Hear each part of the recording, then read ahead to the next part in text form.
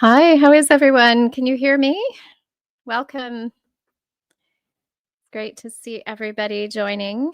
I know, hang on, I got my thing on over here. I know JT had a live stream or a premiere also, so I was trying to avoid overlap. But I'll just wait for some people to come in. Hey, Dana or Dana, I'm not sure the pronunciation of your name there. And Corey and Sarah. Hi, Sarah from Puerto Rico. Wow. Welcome, everybody. Can you see and hear me okay? Just want to make sure I have audio and visual. Hi, D-Russ. Hey, Alfredo. And Jeffrey. Great. Thanks for confirming. Hi, Set Free. Nice to see you. Pokwaji. Sergio. Hey, guys. A good question in the chat there. I'm just going to welcome some people first, and then we can chat a little bit about different things. I'm going to carry on my presentation from the last live stream. I hit this 20,000 really quickly. I didn't even realize it was creeping up on me like that. So it was a bit of a surprise, and thankfully I had all of my materials still from the last live stream, so I could bring it into this one and just keep going. I really wanted to make sure everybody got to see all of the pictures and hear some of the stories. So God bless you all. Thank you for joining. So I can see there's 72 people here so far. Hi, Jesus is Lord, 70 AD. Thank you. Hi, Rev, Truth Unfiltered. Hello, Jack Knight, Beck. Who else is here? Post-apocalyptic. Good to see you. Ryan Leah, I think that is. I don't know if I said that right. Yeah, it's great to have you all here. Monday night, I don't usually do like a live stream or anything, but here in Canada, it is Thanksgiving. So the end of the Feast of Tabernacles, actually, I think I realized it last year, but I kind of realized it this year a little bit more prominently because it aligns exactly to the end of the Feast of Tabernacles, which makes me think that it's likely related to the Feast of Tabernacles, that feast time and that end of harvest and what would have been going on in the millennial reign, traveling to the New Jerusalem. So if you haven't read Zechariah 14, I recommend you go and read that. It talks about how the people would travel year after year up to the New Jerusalem to worship the Lord for the Feast of Tabernacles. And I just love the idea of that personally. No, I'm not Hebrew roots, but I do think that the Feast of Tabernacles was something that the Lord established for us to do to glorify him. So there's more coming in. Hey, Trish. I think I saw Jason Jack. Did I see Jason Jack? Hey, Jason Jack. Nice to see you. Bluegrass Red. Eternally Internal. So nice to see everybody here. Awakened in the Light. That's a great name. So I wanted to, I guess we'll get going here. There's 90 people here, so we may as well start. Thanks again for your support and just being here. As you know, I'm not monetized, or you might know I'm not monetized.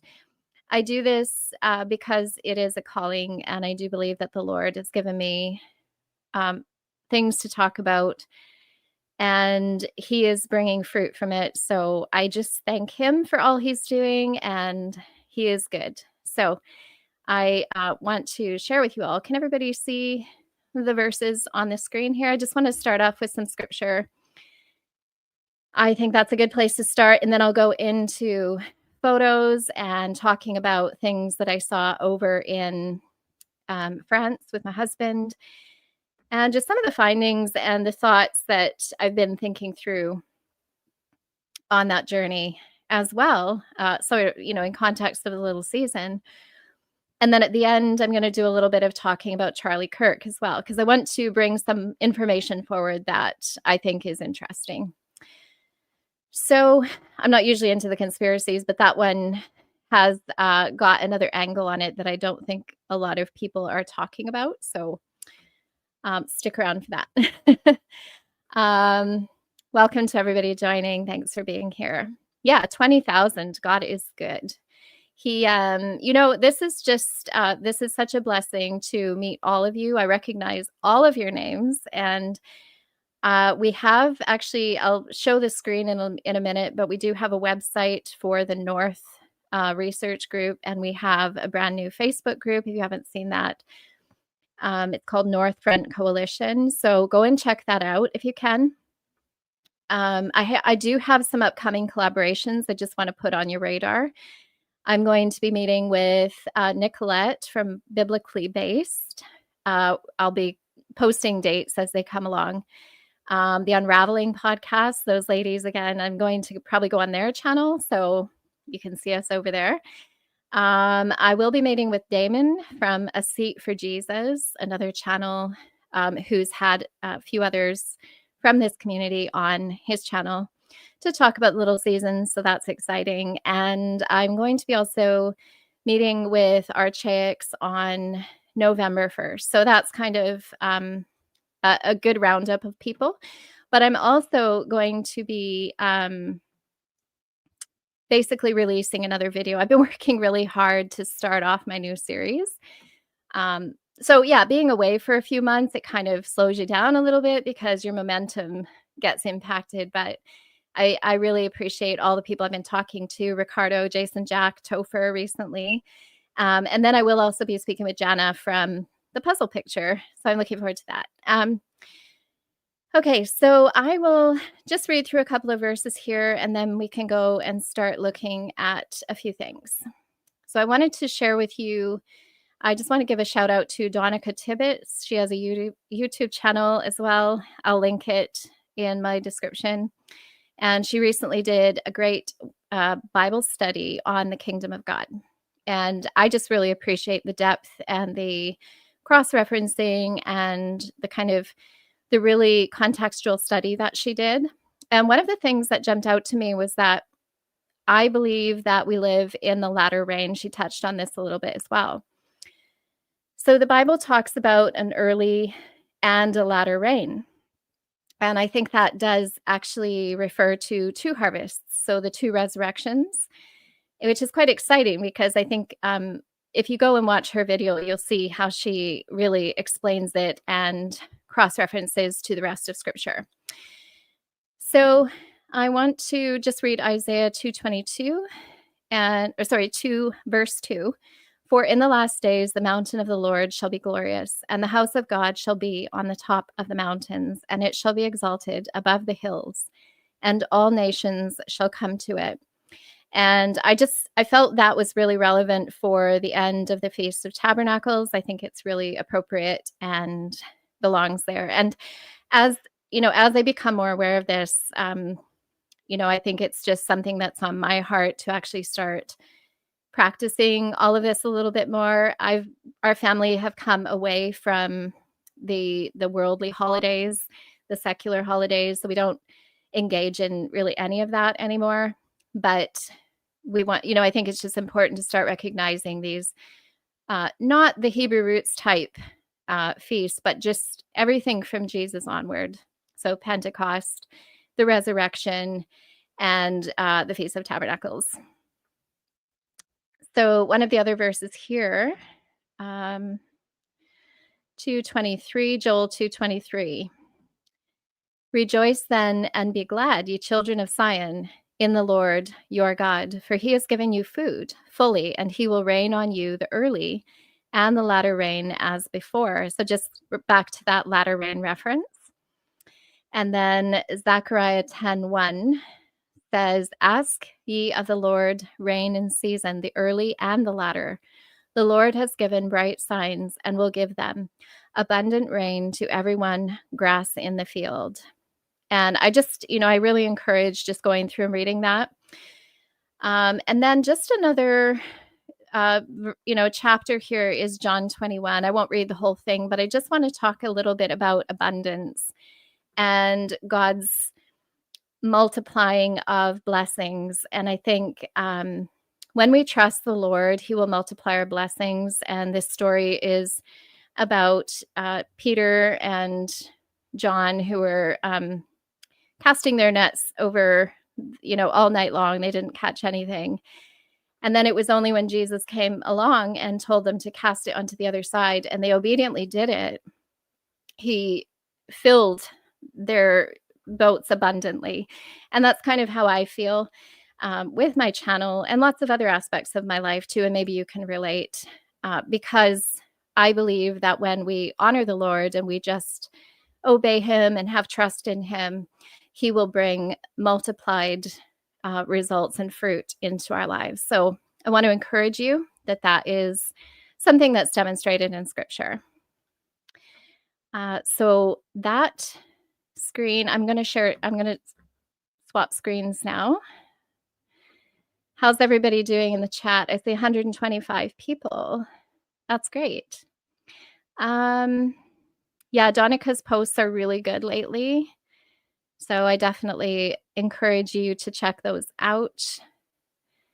Thank you, Sid, kid. I'll just put a few of the comments on here. I just figured out how to do this, so I'll give it a try. Yeah, so there's a lot going on in the community. I think there's a lot of people coming to the community, and I'll talk about Charlie Kirk later, but I think that might have been one of the things that has actually instigated like a new wave of people. I don't know who here is new. Looks like somebody might be new in the chat, so let me share another screen here. So I just want to show you. We have a website, and it is northrentcoalition.org.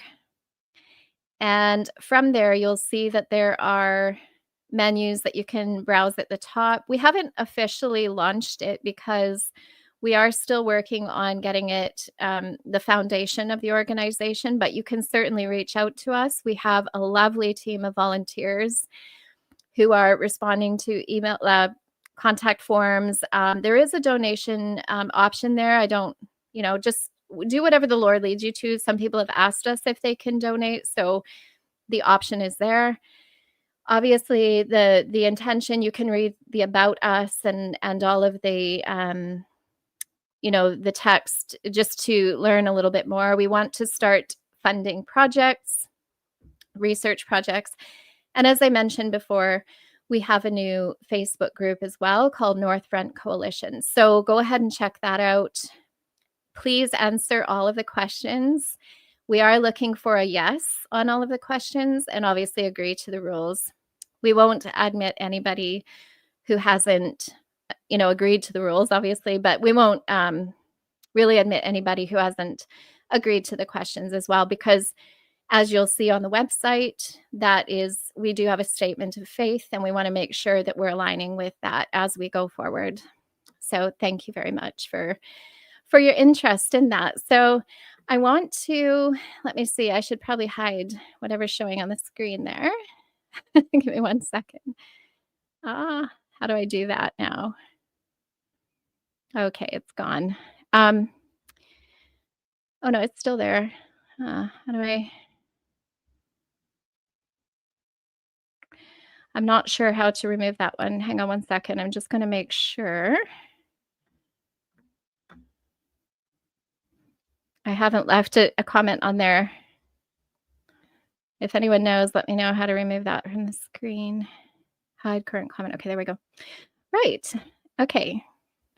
So, yeah, there's a lot to talk about the 3-eye atlas and comet and some of the other things. I mean, it's really hard to distinguish what are psyops and what are not. And I think that's one of the things we really have to pray through and make sure that we are abiding in the spirit of truth, that we are asking the Lord for discernment in all things. And that's the ultimate reality that we're in the time of deception. Some people will say things like, well, why don't we know where the Mount of Olives is? And it's not difficult to answer that. But the answer is that we actually don't know where the Mount of Olives is.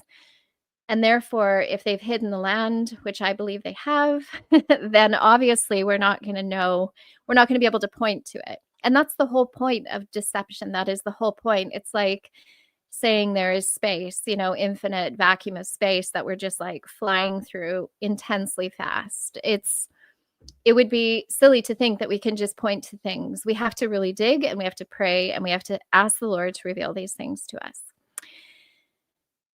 Yeah. So I'm going to start going into the pictures. So again, just going back and restarting where we were in France. We were in a place called Cannes, which is not the same as the place of the film festival. That's Cannes. I don't know, with an S, like an N-N-E-S. This is Cannes, and it's C-A-E-N. And the one thing I noticed here, being Canadian, is that there is a very strong Canadian remembrance factor regarding the wars. And so there were a lot of Canadians there, even though it was kind of towards the end of the summer season. And this is just as we walked around the city, this was one of the churches that we saw. So we kind of were like, oh, that looks interesting. So we walked over to it. One of the things I noticed on this church was there was none of those gargoyles on it. So it was very plain in a sense, and it didn't have any of those really high spires that we saw last time. And it's a little bit more, I don't know what the word is, but I don't know if you can hear this or if I need to share my sound, but the bells were, if you can hear that.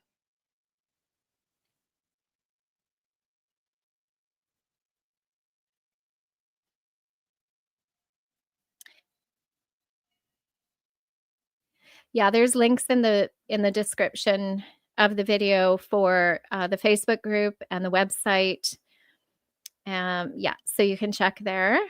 And so to the left here is that church. And not amazingly, because there was a lot of Canadian remembrance things, but this one was actually right in front of the church. And so they had actually they did like a big celebration there, and it's called La Libération de Rive Gauche. So I guess, that might be the church. There's very much a wartime theme all over this area. As you can imagine, Normandy was the site of D-Day, as I covered last time, and we're going to go into that a little bit more today. So you'll see the pictures there reflect that. Beautiful church, and it was evening, so it was just lovely. Yeah, the old architecture's really nice.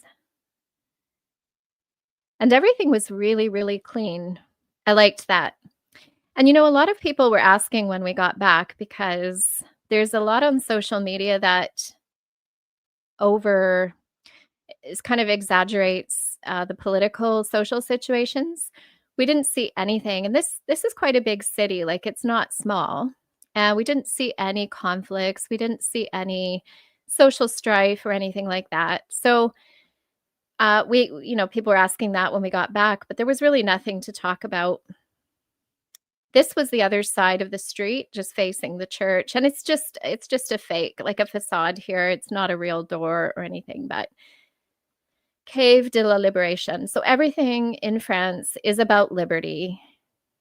And if you've watched my videos, you'll know that liberty is the theme of what I believe to be the loosing of Satan. And it's a fitting theme because he got his liberty from the pit, as we all know, now that we know that we're living in the little season.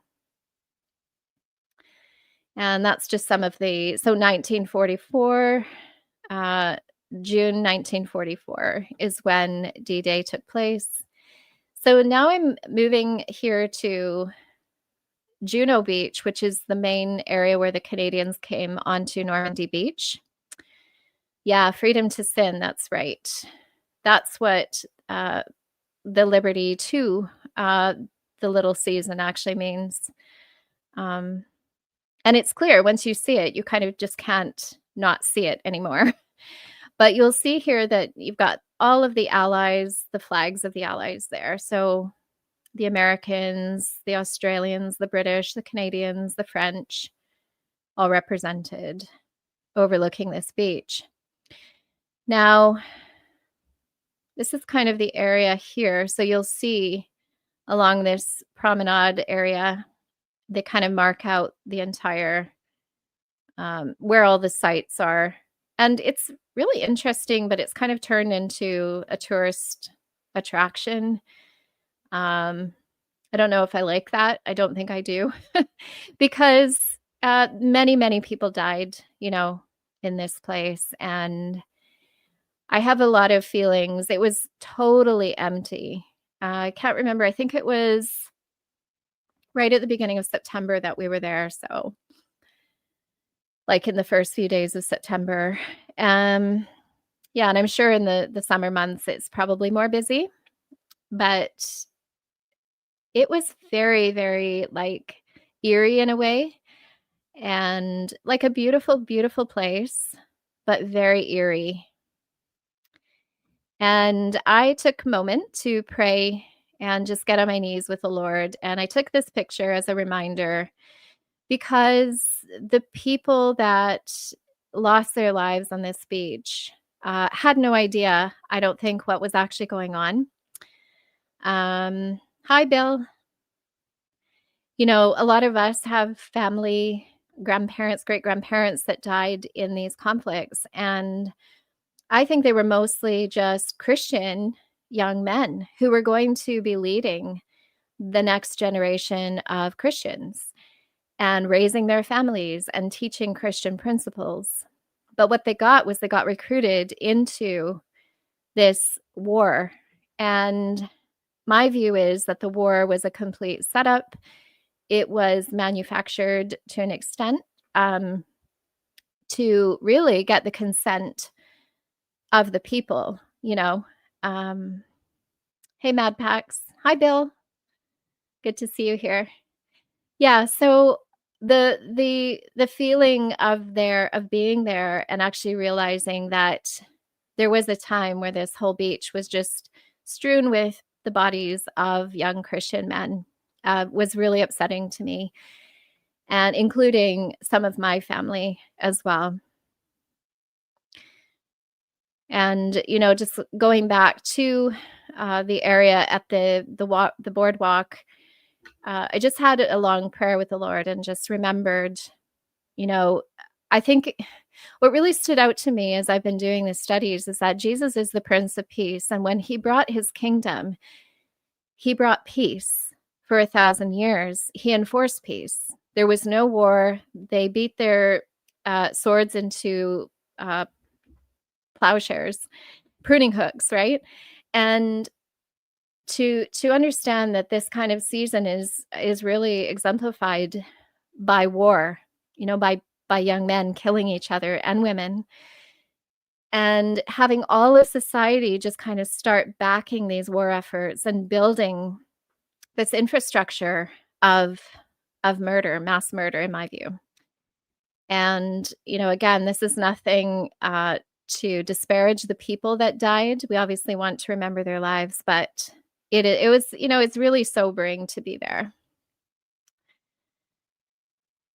Yeah. Anthony says, that's why biblical guidance is so important. Like Jesus says, live by the sword, die by the sword. Amen. Yeah, that's true. And, but the thing about it is these memorials, they really glorify war, actually. And they make you feel almost proud of the contribution that your country made to this mass murder. And I think there's something really abusive about that for us to be engaging in. And again, I don't disparage any soldiers or people that are currently working in the services. I'm not saying these are, this isn't like an individual perspective, but this is something that I think we just need to be more aware of. And one of the aspects of this was, they kind of talk about numbers quite a lot. So the numbers of people that would die. And so just here it says on D-Day, the 6th of June, 1944. That's the 6th of the 6th, by the way, and I'll talk about that more in a little bit. Noah, you can't hear me? Can everyone hear me okay? Just checking.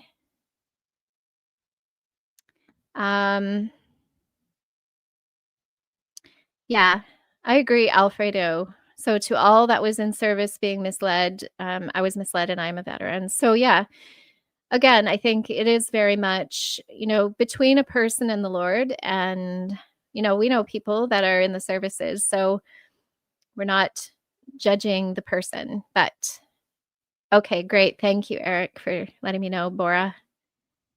Okay, so on D-Day, the Canadian soldiers and airmen won the fight for Juno Beach.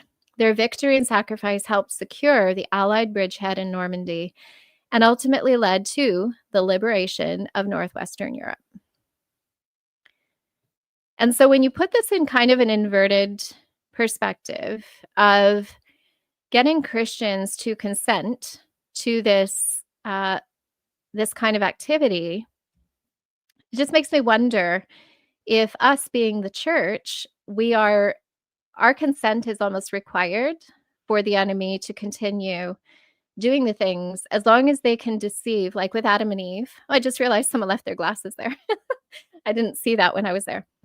But like Adam and Eve were deceived, and it was still their responsibility to obey the Lord, right? So one thing I noticed as we went to this place, and it was actually one of the motivating factors in my interest of the place, is that it's called Khan. But the place is actually spelled Cain. And it put me in mind of Cain and Abel. So to name your city Cain, I'm going to pronounce that Cain, but they do actually pronounce it Khan, which puts me in mind of Khan, like the Mongols, Genghis Khan. And I do think there's a connection there to that as well. But when we're talking about Cain killing his brother Abel, it starts to, kind of emerge like this picture of these Cain people sacrificing the people of God, let's say the sons of Abel, on the beaches of Normandy. And that's the kind of picture that is forming in my mind as I was contemplating all of this. And it's even done in red, which I find disturbing. The color of blood is here. And you have Cain right in the middle. So that's just something that stands out to me. And then there's just untold number of, numbers that they put everywhere about the numbers of people that died, and all of this very sophisticated. The sophistication of it all really stood out to me as well. And when you start looking at the infrastructure of how this all took place, every attacking force had a beach, and they were given, like, I'll show you, but they're given like very specific patches. They were, the marketing was really, really organized for this whole thing. But you'll see here, so there was infantry, there was the battalion of the Scottish Regiment, Royal Winnipeg, Regina. So from all the cities in Canada, you've got them all represented on the beach. And I wonder how many of these people were actually kind of like children or grandchildren of the orphan trains. Because I think that the Lord brought his people through whatever the reset was. And I think that they had to MK Ultra kind of really program the next generation through trauma, mass trauma. That is what I believe. And I think that this was a mass trauma event that had to be done to shape the next generation, taking fathers away from their children and their wives. So leaving widows and orphans, fatherless and widows. And, just creating a whole generation of lost children, in my view, and making them vulnerable to what was to come after that, which would be, the other cultural revolutions that followed that. So I'm going to change my screen again. I have a lot of pictures here, so let me get my other screen open. How's everyone doing in the chat? Is this resonating with people? Like, how do people feel about all of this war stuff? Yeah, Eric says, I also underestimated the master of deception. Never again. Me too. I was very deceived for so long. I would say I was very left wing in my views. I was very much, believe it or not, on the pride wagon. I was supportive of everything and anything. I didn't really have a lot of boundaries in my life. I was very deceived. So thank the Lord that He has rescued us from that. Those of us that are now and those of us that are to come. There's people that are waking up every single day. So we just need to be here for them and really just help guide them through the hard things, because I see a lot of comments of people that are coming into this information that they're literally freaking out. And I think we can all relate to that. It's pretty scary to realize what has been done and what continues to be done. But glory to the Lord. Amen.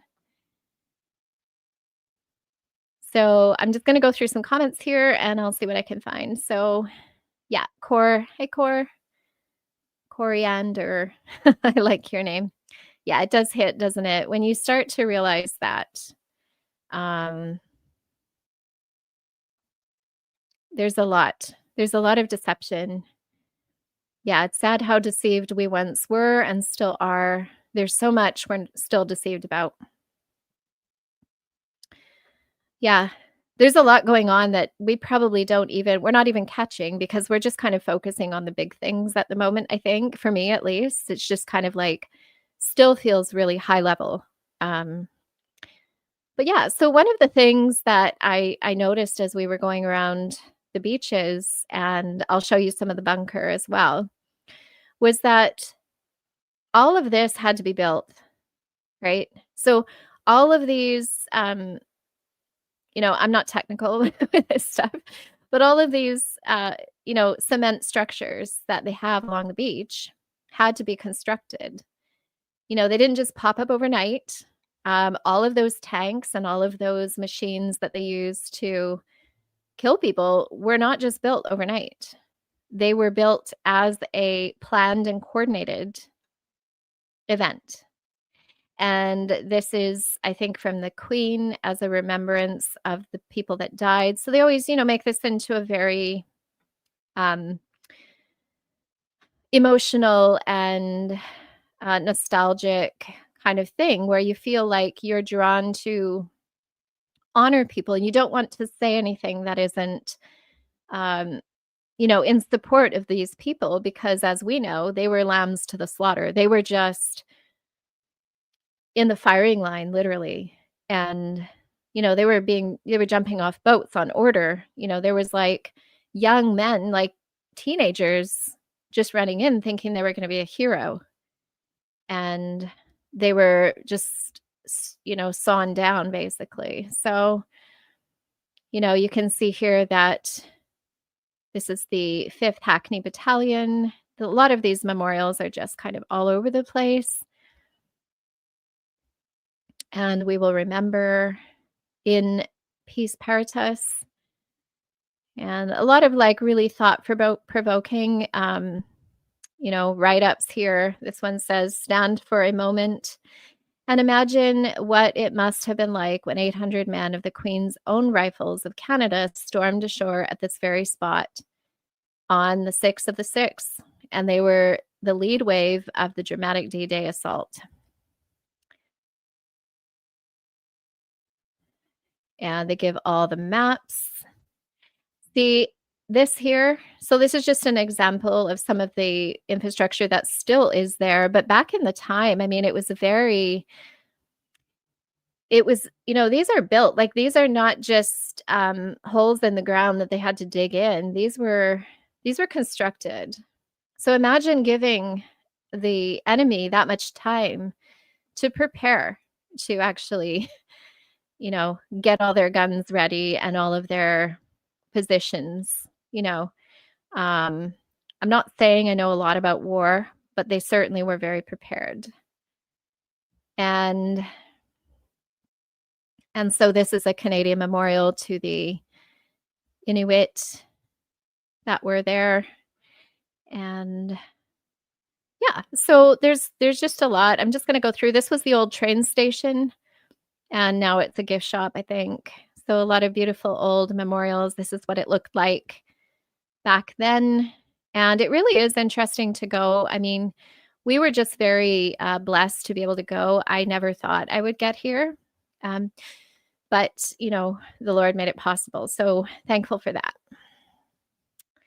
And yeah, you can just see some of the trains where people would have been unloading back in the 1800s.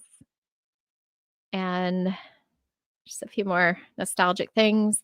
And I just took a picture of this truck with the circus sign in the front because I thought to myself, I feel like we're in a circus at times, this kind of crazy nonstop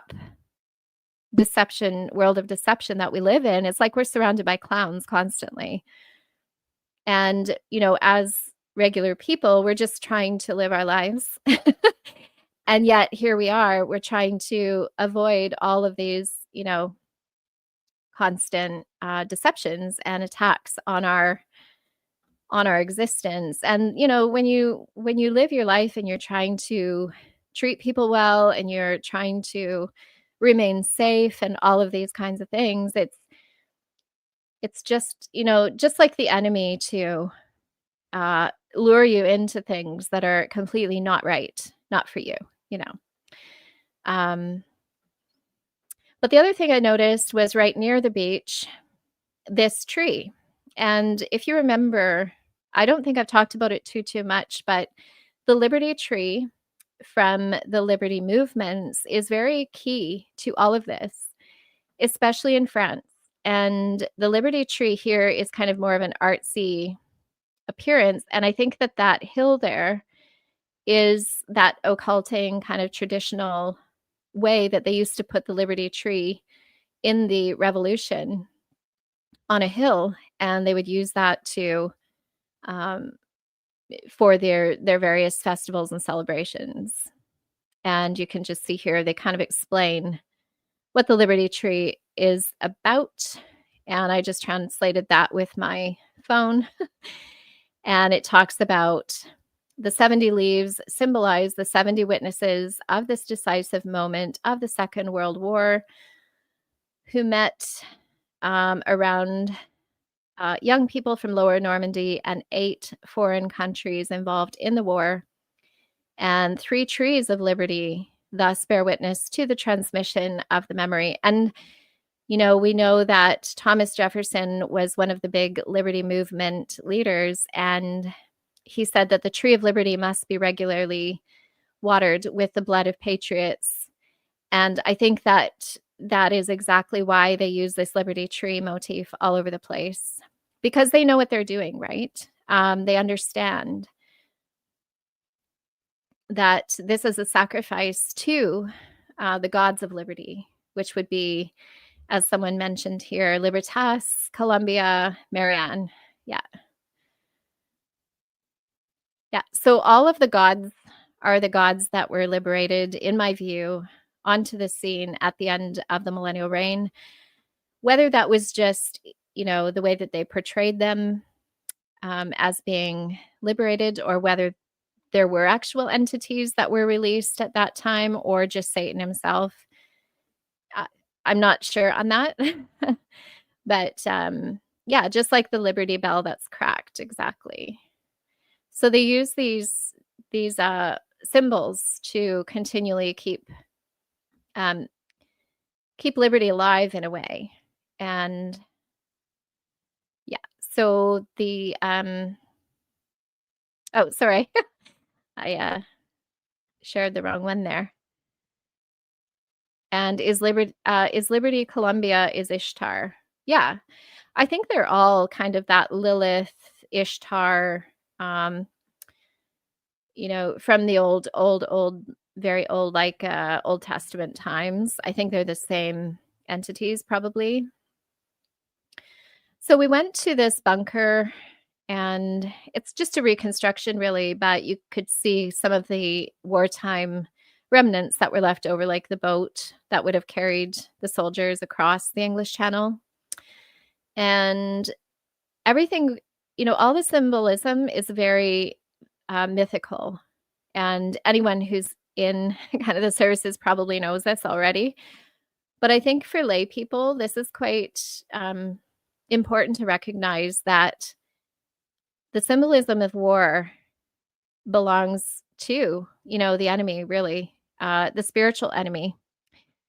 And so we can just see that all through this, and I'll just keep going here. So each regiment or battalion or whatever you want to call them, battery, they would have their own kind of symbols and marketing, and they would have their special names, and they would have their special missions as well. So, I think when you join the army for this particular event, to take back and liberate France, it was something that you were doing because you believe that all the press, really. I mean, it was believing the marketing, wasn't it? So Sword Beach was, I think, one of the main American beaches. And so I'll just keep going through here. But in my view, they worked really hard on these symbols, and, all of these, like, look at this. These are very detailed and very intricate and very symbolic. That there kind of looks like an eye to me, kind of behind all of that. And then we have the Lorraine, the cross of Lorraine. And we have, like a ship with a sword, the Commandos Marine. And the maritime reference, which I think is kind of key to all of this as well, because when you understand that maritime admiralty law is what governs us on the land. So what were they actually liberating? Were they liberating the right for merchants to come on the land and start governing with maritime admiralty law to a greater extent? These places it was a spiritual battle in my view. And here you can see the Cross of Lorraine again, which is a secret society kind of symbol. And yeah, so I'm just reading some of the comments. And yeah, so these are some of the structures that they put on the beach just to make it harder to get up the water. And you can see, I'll show you a little bit more as I go into the bunker here. But just really, really strategic, intense movement of troops. I mean, who built that ship? There was ships, there was trucks, there was, tanks, and lots of machinery, lots of, infrastructure, these sorts of really well-made cement structures, fortifications and things like that. And here you have a wolf. So yeah, the wolf. And Omaha Beach, I think that's another big American place of memory and attack on the beach. And yeah, so just a lot of soldiers, and then we'll look at numbers in a little bit here as well. I don't know if anyone knows what that symbol means. I was trying to look it up, but it just basically refers to, I think it's Utah Beach. So it's kind of their symbol, but I just thought it looked really interesting. It looks pretty occult to me. Now, so this, the paratroopers and the airborne troops as well. So this was kind of some of the more um, Air Force related troops. Yeah, I agree. El Pescador, the first 45 years of the 20th century was a very wicked and bloody time. And they were coming out of World War I as well. So I think the mass trauma of World War I was kind of furthered by World War II because they made it such a heroic event of World War I and such a thing that, they made the heroes of the people that were involved. So by the time World War II came, everybody wanted to run in and get involved because it was seen as this kind of unified response to danger and threat. And I think that's just how they play on our sheep-like, sensibilities, our sensitive natures, basically.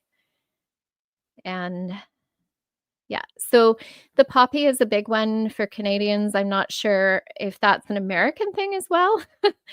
I should know this, but the poppy, and for British troops as well. So the poppy signifies that remembrance of our fallen. And I've done community posts in the past that talk about the fallen, that name actually being probably a play on words for what I think might actually relate to the fallen angels who were kind of empowered and released by this mass um, sacrifice. And red obviously is the color of blood, and the white crosses, are a symbol of Christian, people who were Christians dying and their blood being all over the place. So I think that the countries that were the Allied forces, and I would actually even include, the Axis forces were probably very Christian as well, but they were just as deceived. And they were set up to confront one another on the battlefields. And, the people that were actually organizing the whole thing didn't have to put any hands on guns. They didn't have to kill anyone themselves. They just had to get everyone on board and doing it. So they had to create mass fear in the people that were being marketed to. Okay, Judith. So yes, poppy is very big in America for the war. Okay, good to know.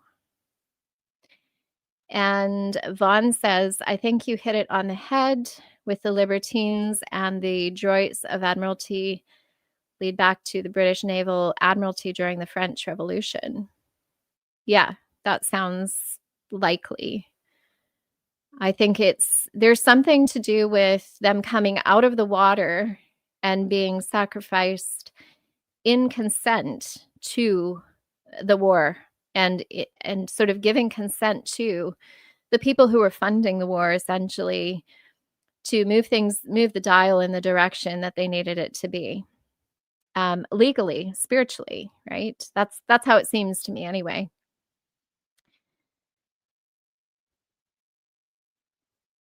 So Prince of Filthy Rags says, my father was a German soldier. They came to his house with guns and said, you will serve. That's so sad. Yeah. And I think it just speaks to the levels of coercion and maybe the barriers that they had to break down to actually get these Christians, because I think the world was still very Christian at that point. And I think they had to really do serious, like, scare tactics and marketing to get them to come, like themselves, to bring themselves there, to want to do it in a way, which is sad, but some of them obviously didn't. And Alejandro says, the world fell when the last Christian kings were beheaded and realms and their people divided into left and right under bought politicians. Yes. Yeah. And I would say that as we go into the next series that I'm working on, The gears were being turned by, very specific groups of people that had great incentive to do so and not spiritually on the right side. So the D-Day figures look like this: 11,590 Allied aircraft, 10,395 tons of Allied bombs dropped on Normandy throughout the 6th of June. That's one day. 9,500 Allied attack and support aircraft, 7,616 tons of Allied bombs dropped on Normandy on the night of the 5th to the 6th, 6,939 ships deployed during Operation Neptune. And again, there's like an occult reference, Neptune, and that is the god of the sea. So just going back to the Admiralty Maritime Law, that Operation Neptune for me speaks to that. 200 warships participating in the naval bombardment of the 6th of June, 10,500 Allied casualties by June 6th at midnight. Killed, wounded, missing prisoners. Like, that doesn't just happen on a whim, and that doesn't just happen without any planning whatsoever. So some of this here, I think just to go over that again, those are the numbers that were involved in that event. I'm going to stop sharing and I'll go to another screen. Okay, so we went into the bunker and I'll show you inside. And again, like, there's just a lot. Oh, this is actually still outside, so I'll share this here. Okay.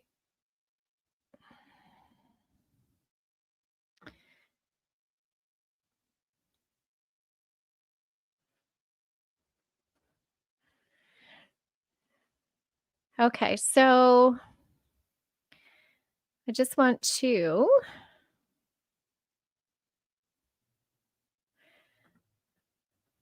read some comments here. So Jesus did all the work. Yes.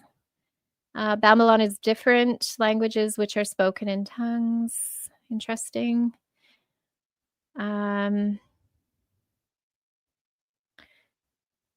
So the El Pescador says apparently Hitler had looted Europe so much that he was the richest man on earth. The U.S. armed forces were hunting for loot, allegedly. Yeah, I think that word allegedly is well used because I think there's a lot of theories about what the actual truth is. And I think it's really hard to nail down in one, there's so many people that talk about it. So it's really hard to get the right perspective. I think the little season gives us that perspective, though. I really do.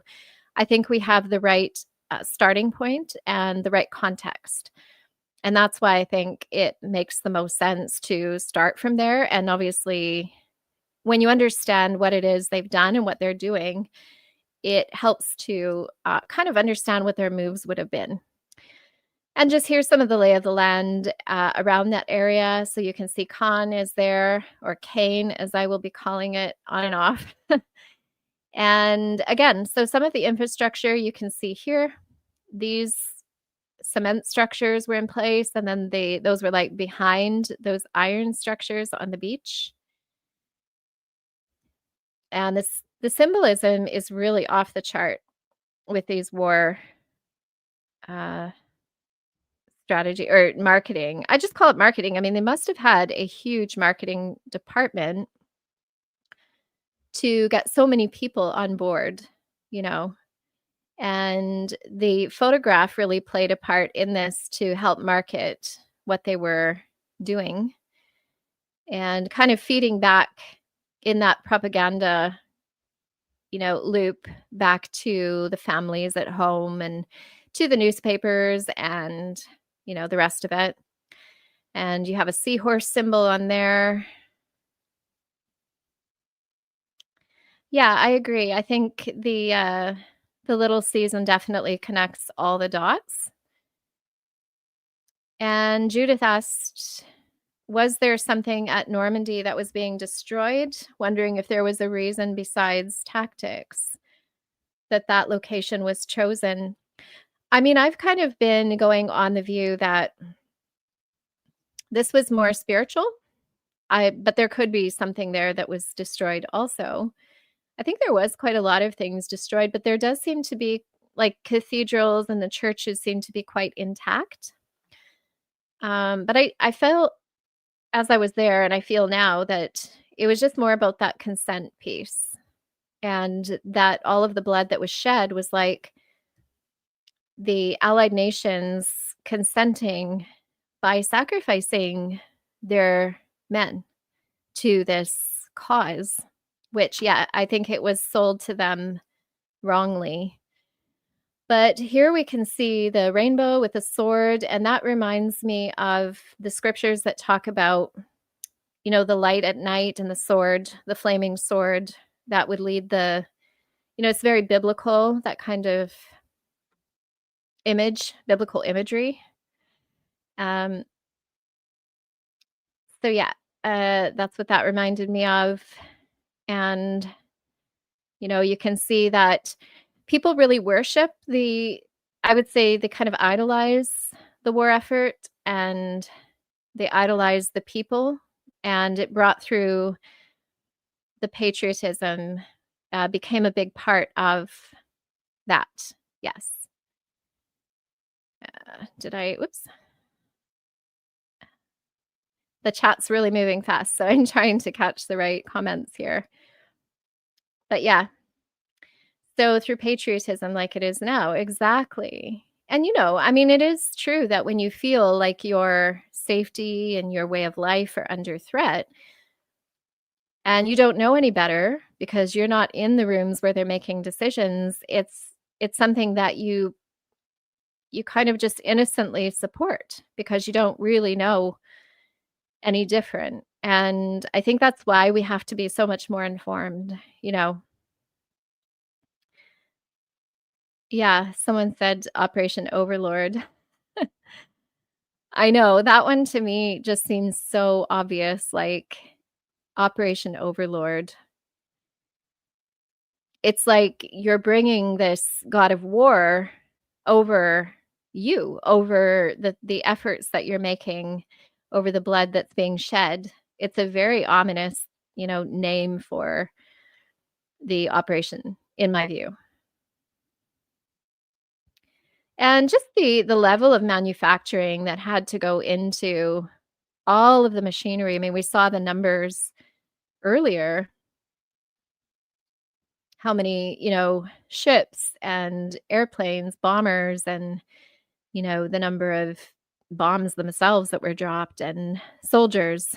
So this actually is, get this.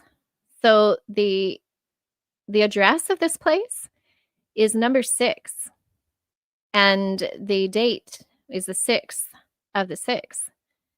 So this location here is actually 666.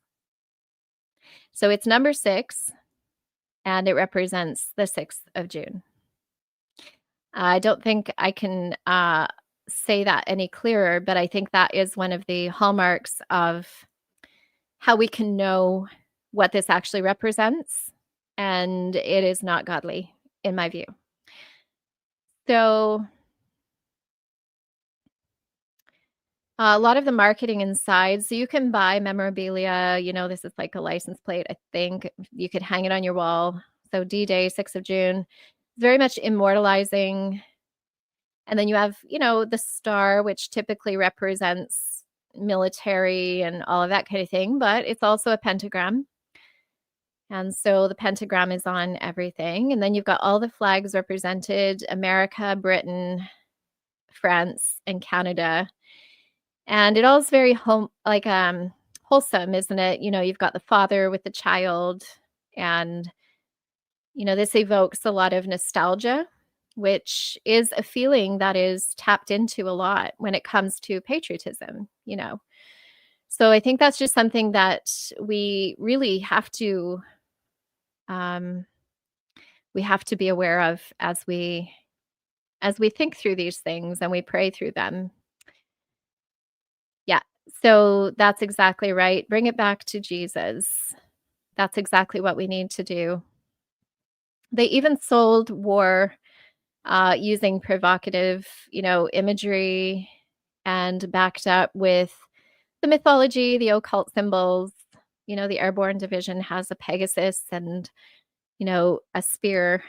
And I mean, just look at I'm not into war at all, as you can tell, but it just blows me away how you would need the machines first and the engineers and the designs and all of that to go first to actually understand what you're building.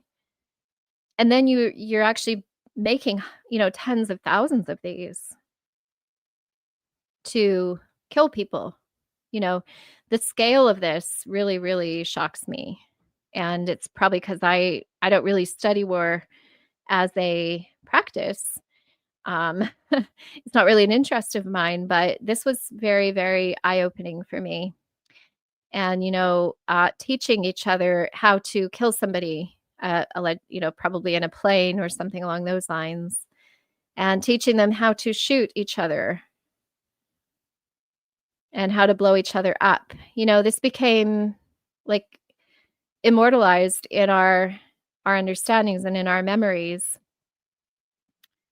of growing up and going to Remembrance Day services or Memorial Day services. And, the horror of it mixed with kind of not really understanding, but why it came to that really, and just the level of sophistication that they had to do. And then they would give them a mission, like, "You've gotta go take out this bridge, and you're gonna have to go across this bridge and do that and go and kill these people over here." And, I think the soldiers themselves would say, when they were on the battlefield, I've heard accounts that they would look at the other men on the opposing side and realize that those people were somebody's son just like they were, you know? And, I think the humanity of that was really part of the trauma. It was really the unfortunate, effects of that, um, imprinted itself on the memories and the minds of people. And then, immortalizing stories that are mostly fictitious, but based on that trauma. And I find that what movies do is they actually evoke your participation, right? So even though you're not physically going, "Yes, I like it when you kill somebody," you're emotionally kind of engaging, and spiritually, you are kind of putting yourself on board with whatever side they're promoting in this particular story. And you're agreeing to whatever's going on in that story. So, yeah. Let me see any comments here. So we've got a lot of conversation going on. It's really, really good. So, yeah. And even the women getting involved, they were trying to support the men, which is what you would do, right? You would do that as a Christian nation. You would support your husbands and your sons and your family, and you would want to do what you could to support something that you believed in. And so these are just some of the images, and this is the old church that was made into kind of an infirmary for wounded soldiers. And that was another thing that came out of the war as well, was a lot of the medicalization. So they used the war to kind of promote certain medical practices, like emergency practices and things like that. Um, I think initially it was, Florence Nightingale and a few others like that who spearheaded the medical aspect of the war front. And I think, I don't totally trust her and her involvement in that, but that's kind of something else that they worked on. So there was a lot of things Yeah. Forced vaccines on soldiers, exactly. And yeah, the medical side of it was definitely a part. You know, you could be a nurse and you would go and serve on the battlefield and you would learn how to do, quick amputations, quick surgeries, whatever it might be. So this was in the bunker, and when I'm talking sophistication, they had full, engineered systems inside them. They had, like, air duct, they had, air and all the other things that they needed to actually run the place inside there. So, a lot of infrastructure was built, and this is just some of the pictures like, the machines. So, you needed machines to actually take other machines across land because it would be very bombed and very you couldn't drive like a regular truck across it because it would just be really lumpy. So they had to create these machines to take things across and, going across things like sand, for example, water, traversing water, things like that. And they thought of everything. So tell me how this wasn't actually a very forethought, um, pre-planned, premeditated. Who knows how long they were planning this? Probably before the World War One. I feel like a lot of these things were planned well in advance. And something about the little season we know is that they actually changed the bells. I think part of what they did was they took the bells and they used the material of the bells to make a lot of the war machines, like the tanks and things like that. That's what I heard. I don't know if anyone else has heard that, but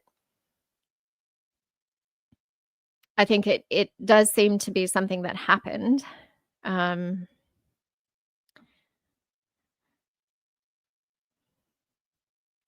yeah, so manly women okay, so I'm just reading some of the comments here,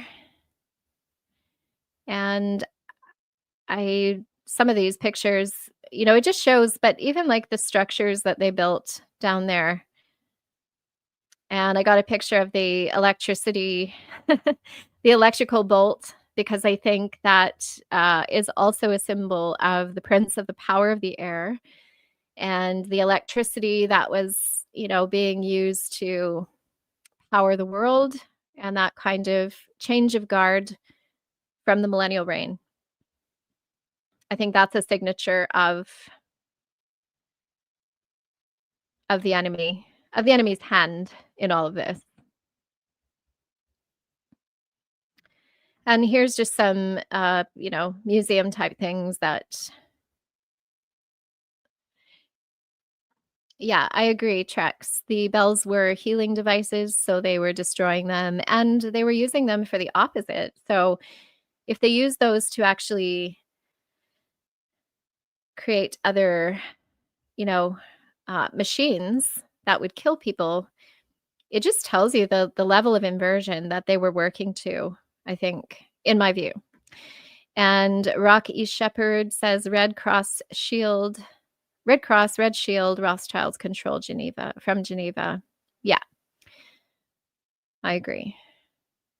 And again, you just have some of the symbols. So you always have the eagle on the wreath, which is that symbol of the empire taking victory. So when you have, the German symbol, or it's not really German, it's kind of a more ancient symbol, but they used it to drive their own campaigns across this event. And you have the eagle, the empirical eagle, carrying the wreath and that symbol. The other thing I noticed is the X is used a lot, and we know that the X is also symbolic of the occult. I think I've been reading, and I think it's quite indicative of the Nimrod agenda, and I've talked about that before. So the X itself, you'll see in some of the other symbols as we go through these war patches and things like that. Um, Yeah, and so there's the medical aspect to the war, and I just thought it was interesting he had one eye covered because it does seem to me that they're almost telling you, as they do with symbols, they tell you. Now, I took this picture because this is what I'm trying to explain. Like, it says here, construction of the future Bordeaux submarine base after work on conscripts return to their base camp. So, the level of infrastructure, the building, the kind of engineering that went into these war efforts was just like really stood out to me. Um, and some of the description down there just talks about that a little bit more. So again, going back to the symbols of war, of kind of the groups that were involved. So they'd give each regiment and each battalion, their own little club. Basically, they would have their own cigarette boxes and little symbols that they would recognize they belong to this group. And in a way, I think that made the trauma even worse because I think that when you belong to and you're fighting for your life right next to people and you become very close to them and you're protecting each other in a way, it's very, very difficult to watch them get murdered right in front of you. And so I think the difficulty that we know that, you know, people that go to war experience is very, very traumatic. And here we've got an owl. So this is some of the German symbolism. And that was Juno. So that was the Canadian one, I think. And I don't know what this is. It says Orient on it, but I think that's German. So yeah, these are the different groups that were displayed. So I'll stop sharing that. I've got a few more to go. I hope everyone's enjoying this. Yeah, I agree, Jay. None. I used to like Enemy at the Gates, and I don't think it's like a terrible movie necessarily. I just think that it does glorify war though, doesn't it? And I can't get on board with that at all. But I did find it interesting to see kind of what they would call the other side of the story, the Russian side of that story. And so that was, yeah, those stories, they sure get into your emotions and uh, they take kind of root in your mind and in your feelings. But this one here, oh, I'm not sharing. You just share that one.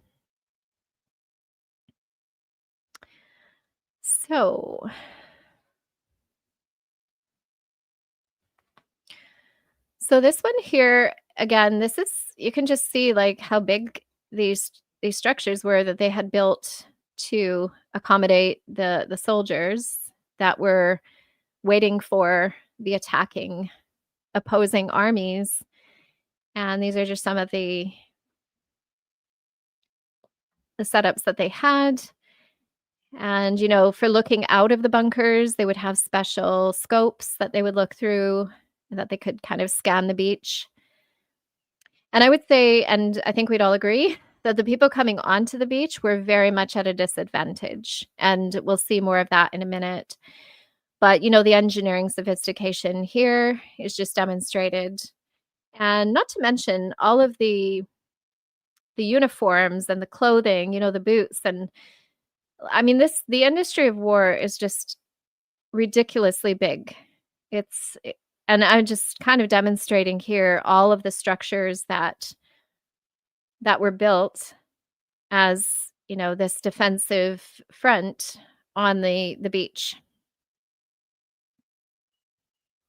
So, it just tells me that if I was in France and I was living in Normandy and the people, whoever was building all of this stuff all around me, for, like, how many years? I wonder how long it took them to actually build all of this for the incoming attack that they knew was gonna happen. Um, but, the defenses that were built and, so it's just, like, crazy how organized and incredibly fortified that area became in probably over a period of time. So this is kind of a view of what it would looked like to come out of the water up onto the beach. And I'll show you in a minute here. I'm just gonna mute that. But so you would have come across, these things, and I think those were guns there, and you would have had to get around these. And then you would have had to find your way while being shot at through these barbed wire, and you would have to, kind of be coming uphill the whole way. You'd have that gun there. There were guns in here, but there were also guns, shooting at you from up this hill as well. And then you'd fall into this ditch full of barbed wire, and you'd come up the hill and be shot at. And then here they'd be hiding in these things, shooting at you as well. So it's no wonder that so many people died. And actually, I do wonder how how they actually won this war. It does seem to be okay. So to stop the tanks, Vaughn says, yeah. So that seems right because obviously those boats were carrying machinery and equipment and things like that. Yeah, that makes sense. But I guess as a foot soldier, you would have still had to come through all that as well. Yeah. So yeah, a very strategic planned, and this is just one part of the beach. So this is just mainly, I think this is Sword Beach actually. So this was the American side. But again, you can just see they had all the electricity wired into the bunkers. They had telephones. They had warning systems, communication rooms. So it's kind of like a movie set, really. But I mean, it was real. But they've actually had to build it all. These were like little cities underground in a way. Um,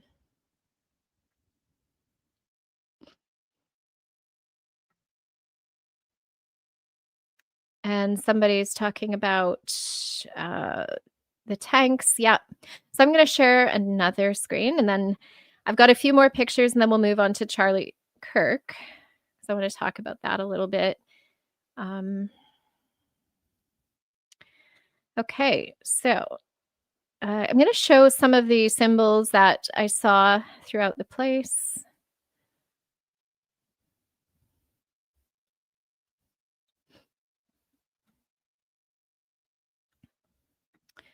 Okay. And we've got kind of the symbol of the eagle and the wreath again there. And 1940, so this is slightly before the D-Day event. But it's kind of communist looking to me, like these symbols here, although that looks like an anchor and then maybe a propeller from a plane. So that one's a little different. This one here is the Royal Warwickshire pin. I guess they would have worn these on their uniforms. And the way that deer is kind of draped in this chain or whatever it is, like almost like a garland maybe, which looks a little bit pagan to me. And then this one is Lincolnshire, and it actually says Egypt. I don't know what the significance of why they would have Egypt on their pin, but it could be something to do with in the war where they were fighting maybe in North Africa, something like that. But yeah, very strange to see that their pin is actually that. Thanks. And this one here is creepy looking. It almost looks like This is the Royal Corps of Signals, and it's really hard to distinguish what that is, but the feet look weird, so it almost looks like a fawn, and he's holding, like, a branch of some kind, but the feet don't look right, so it does look like a little bit like a hybrid of something, like a half man, half something else. And this is the Army Catering Corps, so that's just a bull, but I kind of thought it looked like the eternal flame of the Liberty cult. Um, Kinda thought they used that sometimes.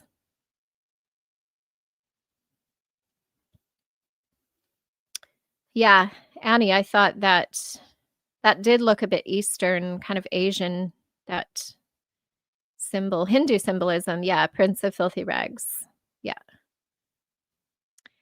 And we have, this looks like a Scottish, group here called Cameron, and again, the X is featured. So for me, that's kind of a pagan or Nimrod, um, he's holding it like that as well, so it's almost like this is our stance. And Scottish horse, so this is the 1900s, so this is older again, but the X goes through that as well.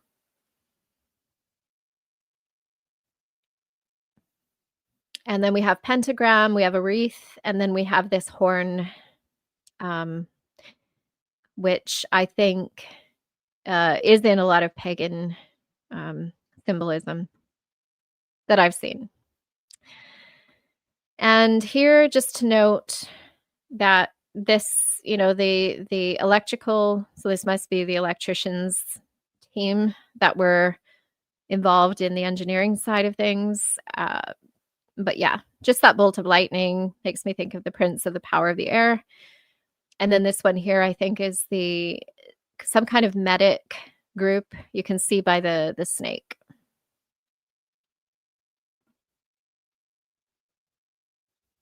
Which is interesting because a lot of people believe that fighting for your country is actually the same thing as fighting for the Lord, when actually all the symbolism I see is mostly pagan.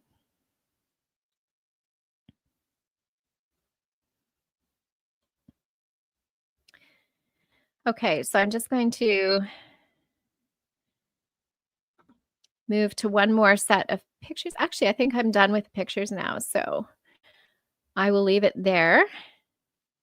But yeah, that trip was very, very eye-opening. It was sobering, and it brought a lot of realizations to mind and confirmed a lot of things for me. Because welcome back, Trish. The dogs got to go out. Hey, yeah, yeah. It just confirmed for me that there is a there was a method, there was pre-planning, there was, a lot of strategy that went into organizing that D-Day event. And, on both sides, I don't think it was, like a one side plan. It's clearly been set up that way to, produce the results that they wanted to, essentially. So what's everyone talking about? I'm going to talk about Charlie Kirk now. So I'll just have a look at a few of the comments and then I'll go look at that. Let's see. Yeah, what's up with the X's? So I believe that the X actually is a Nimrod symbol.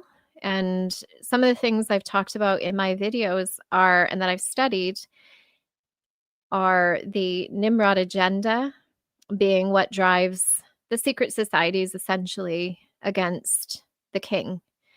And they are really very well formed, they're very organized. They're like a hidden army all over the world. But they use, finance and economics and business and education and a lot of methods that aren't directly in your face to combat the Lord through media, through things like that. So really undermining the rule of Jesus. by means of uh, other kinds of coercion, is my view, and that's why they exist. But that X has been identified with Nimrod.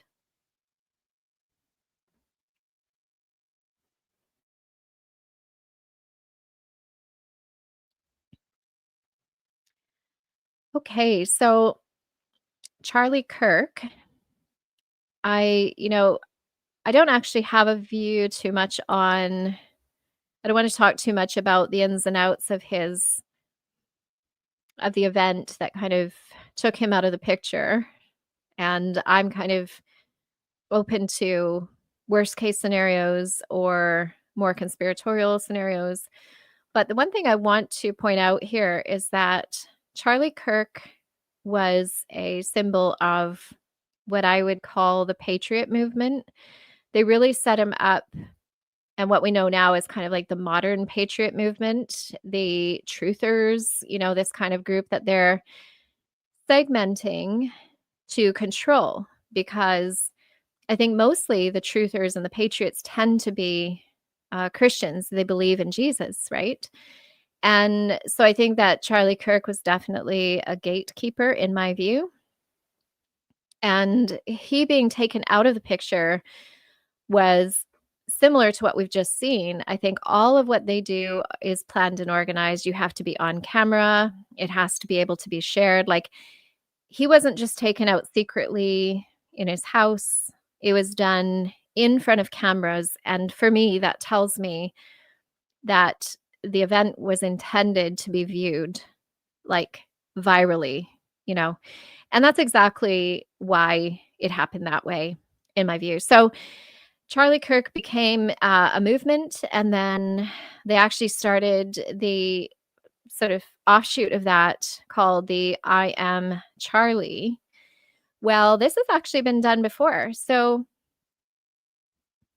I will talk about that in a minute. But Charlie Kirk represented, the evangelical right, according to Wikipedia, Christian nationalism in the United States.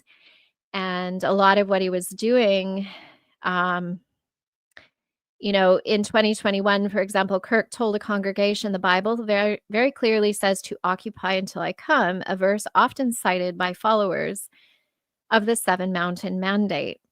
To assert that before Jesus returns, evangelical Christians must dominate 7 areas of society: government, media, education, business, family, religion, and entertainment. So this agenda is not new. I think they've been really pushing for this agenda as part of the overall, end of little season, Gog Magog, uh, pulling people into that final assault. Now, I can't really figure out what that will look like personally, why they're, pulling Christians into these movements, these Seven Mountain Mandate and Dominionist movements, but it's very Christian nationalism based. And Islam is the sword. So this is something else he wrote. Islam is the sword the left is using to slit the throat of America. So that's a very harsh language when you're a person that's actually in a position of leadership and, you know, thought, people look to you for guidance, to actually come out and say these things. It's quite, you have to take a lot of responsibility for the things that you say. But it also tells me that there was an agenda with this whole,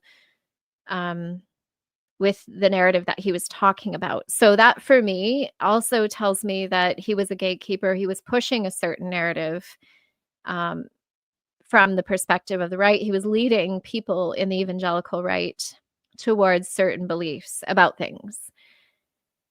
And then he also talked about anti-Semitism and the Jews. But in October 2023, Kirk said on the Charlie Kirk show, that Jewish donors have been the number one funding mechanism of radical, open border, neoliberal, quasi-Marxist. So he's really targeting a few groups and to bolster the whole American Christian nationalism perspective, right? So this is to get everybody at conflict with each other.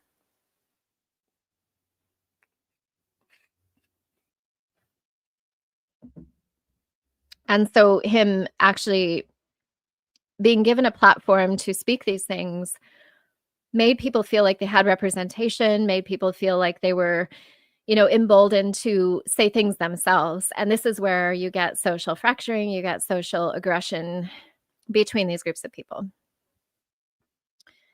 And then in November 2024, he offered an apology to the Russian people, stating, "Very few Americans want war with you." So he's playing this kind of duality game, actually, but really trying to stay in the center of that Christian nationalist evangelical right talking space. So obviously, when he passed, or when he was taken out of the picture, as I kind of refer to it, people started to protest, and they were wearing, Charlie merch.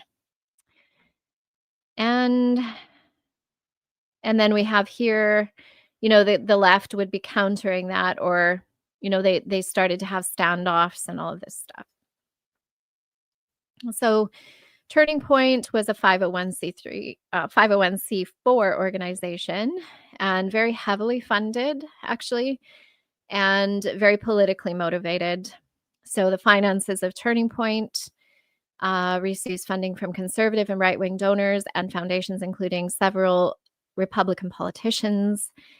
And this family in particular, Ed Hewlin Family Foundation, Richard Hewlin, and the governor of Illinois. So Turning Point USA also contributes money to its affiliated operational organizations, including Turning Point Endowment. And so this is the family. This is Richard and Elizabeth Hewlin, and they are American billionaire owners of business supply company Hewlin, heirs to the Schlitz Brewing fortune, and major financial supporters of the Republican Party.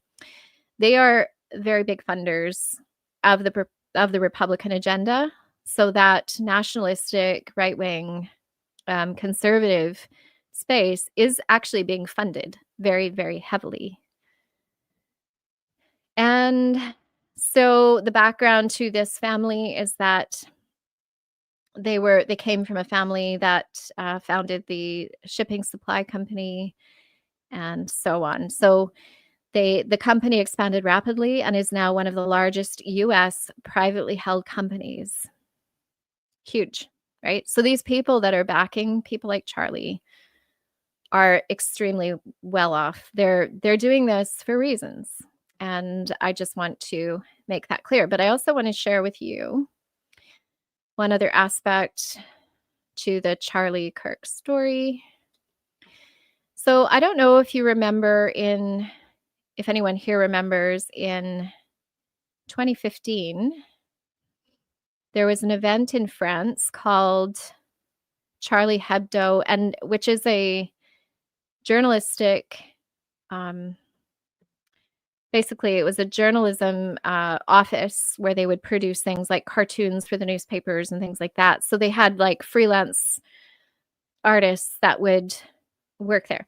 So interestingly, they were kind of known to be politically incorrect, and they were exercising free speech. So that this is the whole connection between Charlie Kirk and this event from 2015, which they not celebrated, but they had a memorial in January of this year.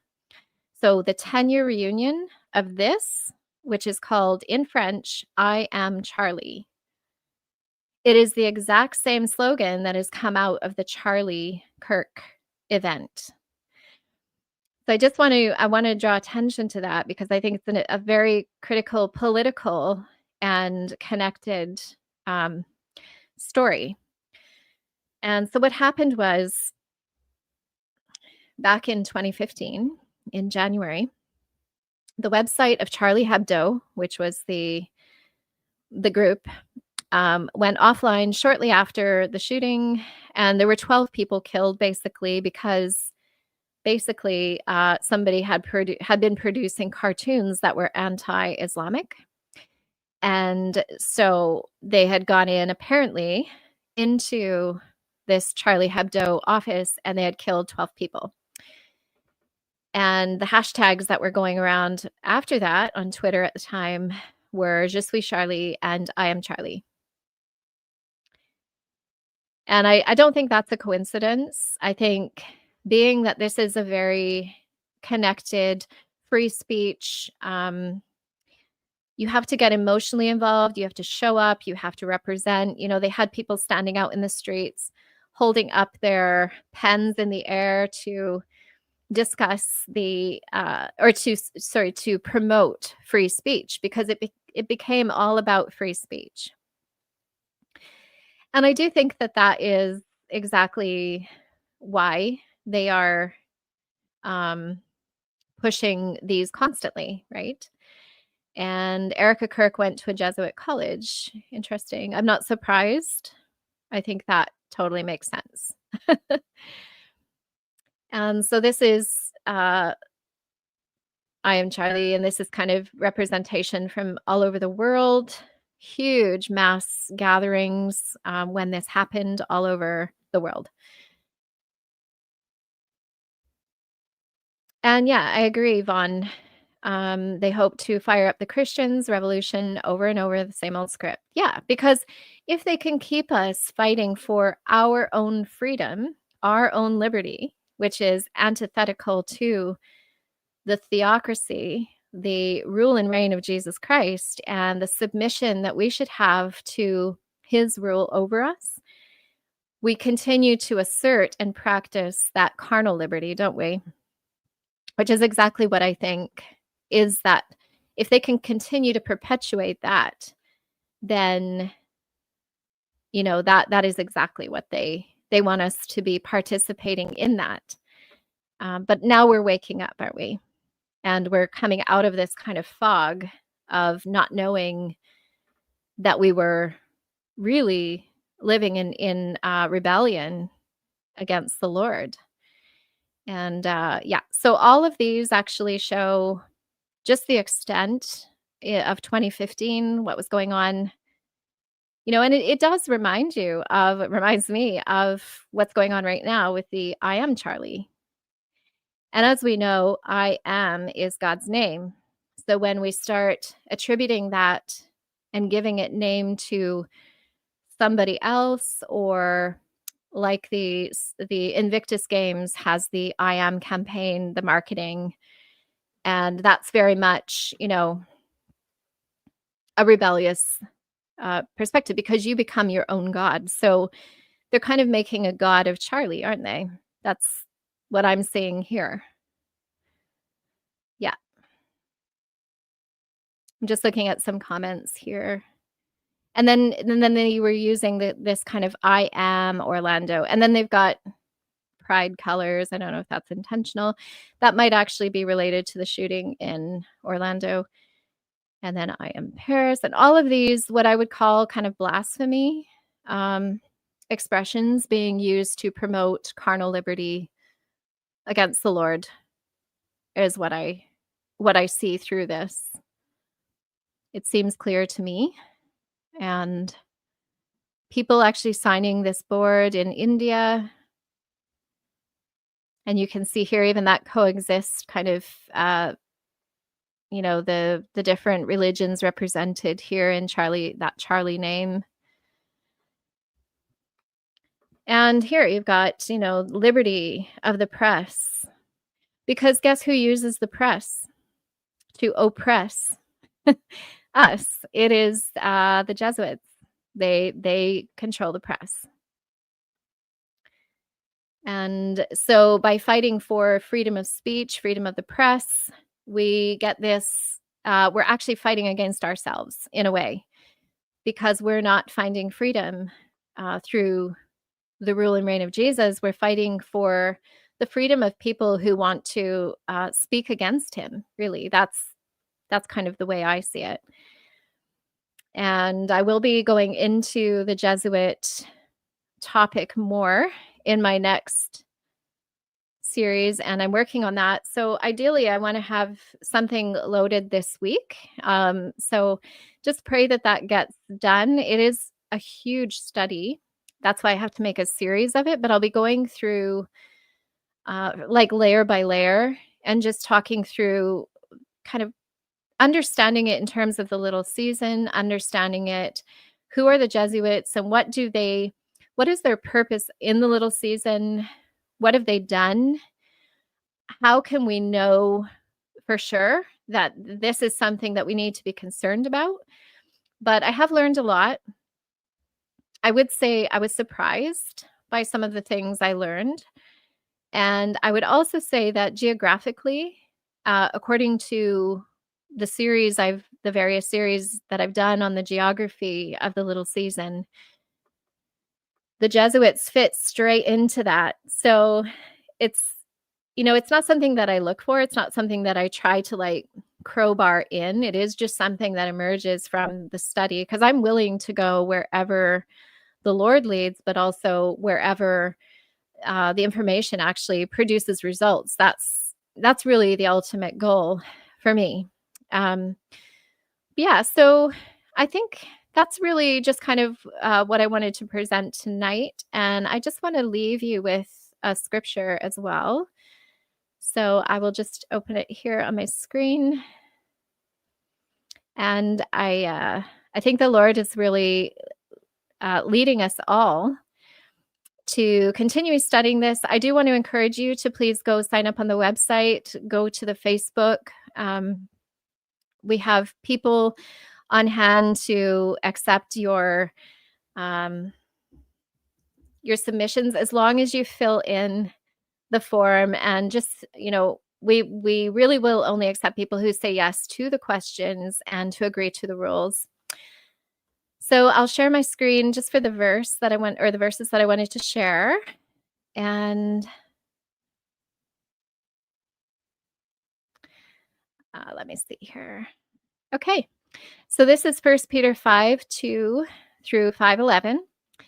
And I want to share with you, feed the flock of God which is among you, taking the oversight thereof, not by constraint, but willingly, not for filthy lucre, but of a ready mind, neither as being lords over God's heritage, but being ensamples to the flock.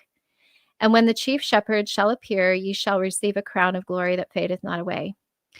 Likewise, ye younger, submit yourselves unto the elder. Yea, all of you, be subject one to another, and be clothed with humility, for God resisteth the proud, and giveth grace to the humble. Humble yourselves, therefore, under the mighty hand of God, that he may exalt you in due time, casting all your care on him, for he careth for you. Be sober, be vigilant, because your adversary, the devil, as a roaring lion, walketh about, seeking whom he may devour.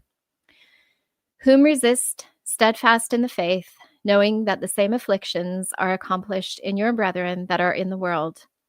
But the God of all grace, who hath called us unto his eternal glory by Christ Jesus, after that ye have suffered a while, make you perfect, establish, strength, settle you.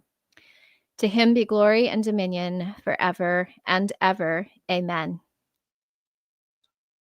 I wanted to leave you with that word. We serve a mighty God, and he loves us. He is with us. He has not forsaken us. And so whatever you need from him, trust him, give him, submit to him, and he will bless your life. He will teach you, and he will walk you on the straight path, on the narrow path, and he will show us where he wants us to be, where he wants us to go. So thank you all for participating tonight. It's been a really fun thing for me to do. I enjoyed seeing you all here, and I look forward to seeing you all again. I am going to do another, I don't know if it's going to be live or not, but I want to cover some maps that I have found, which I think would be quite interesting that I haven't covered yet. So that might come, but look for my new series and look for those collaborations I mentioned earlier. So thank you, everybody, and have a really, really great night. God bless you. Enjoy the rest of your week. Take care. Bye.